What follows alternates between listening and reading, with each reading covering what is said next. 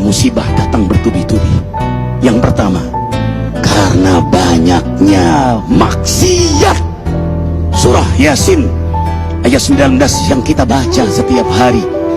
Kemalangan terjadi, musibah terjadi, malapetaka terjadi karena dosa keterlaluan kalian kepada Allah. Yang kedua, karena banyaknya orang berbuat zalim. Dengarkan surah Qasas ayat 59. Kami tidak akan menghancurkan satu daerah kecuali para penduduknya banyak berbuat zalim.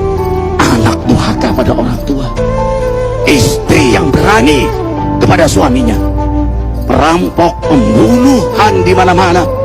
Ini mengundang bala bencana. Yang ketiga, mengundang bala bencana karena kelakuan tangan-tangan manusia. Rum 41. Telah tampak kerusakan di daratan dan lautan karena tangan-tangan jahil manusia, agar mereka merasakan akibat perbuatan mereka. Sebagian mereka merasakan akibat perbuatan mereka, agar mereka kembali kepada Allah. Yang keempat, bencana terjadi karena para tokoh melakukan kemaksiatan dan kezaliman. Dengarkan dengan iman, wahai penduduk Indonesia yang mulia, bila kami ingin menghancurkan suatu negeri, kami perintahkan para tokohnya untuk taat kepada Allah, tapi mereka maksiat, tapi mereka berbuat zalim, tapi mereka khianat kepadaku dan kepada makhlukku. Bahaqqa alaihil qaul, maka haklah untuk mereka datang bala bencana seperti kaum Ad, kaum Samud, kaum Lut, kaum Nuh. Kami hancurkan sehancur-hancurnya.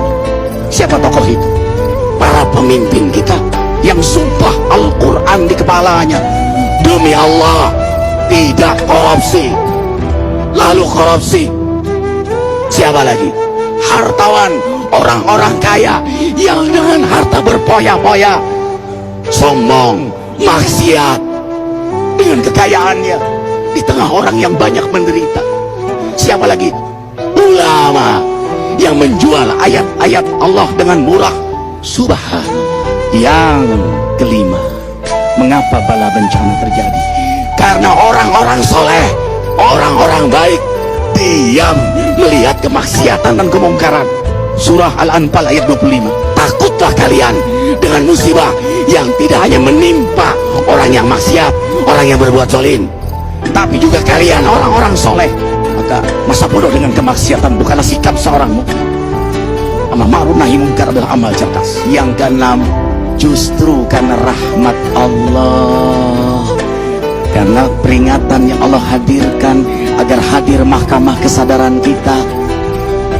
Ikhwah, dengarkan dengan iman surah Al-Baqarah ayat 155, 156, 157. Kami pasti uji kalian dengan sesuatu yang buat kalian takut lapar, takut miskin, takut kematian.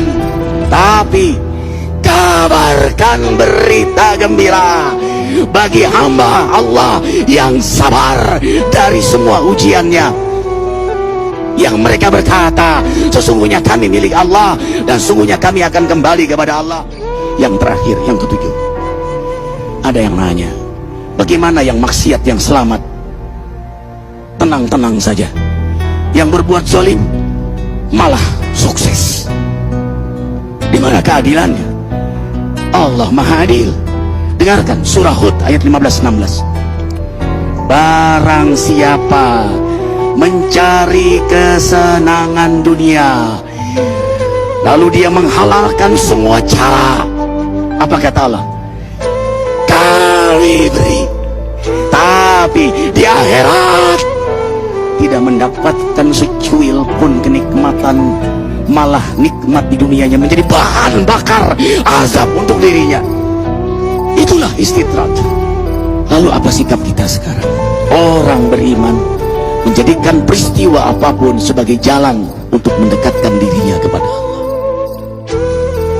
Idza zulzilatil ardu zilzalaha wa akhrajat